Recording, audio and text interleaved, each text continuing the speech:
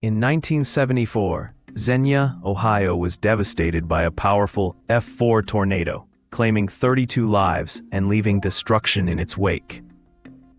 As the town struggled to recover, residents began reporting strange apparitions, claiming to see ghostly specters wandering through the debris. These figures appeared to be the spirits of those lost in the disaster, adding an unsettling layer to the community's grief. Witnesses described the sorrowful wails echoing through the ruins, a chilling reminder of the lives cut short. This blend of tragedy and the supernatural transformed Xenia into a haunting ground for stories that blurred the lines between life and death, leaving its residents both terrified and captivated.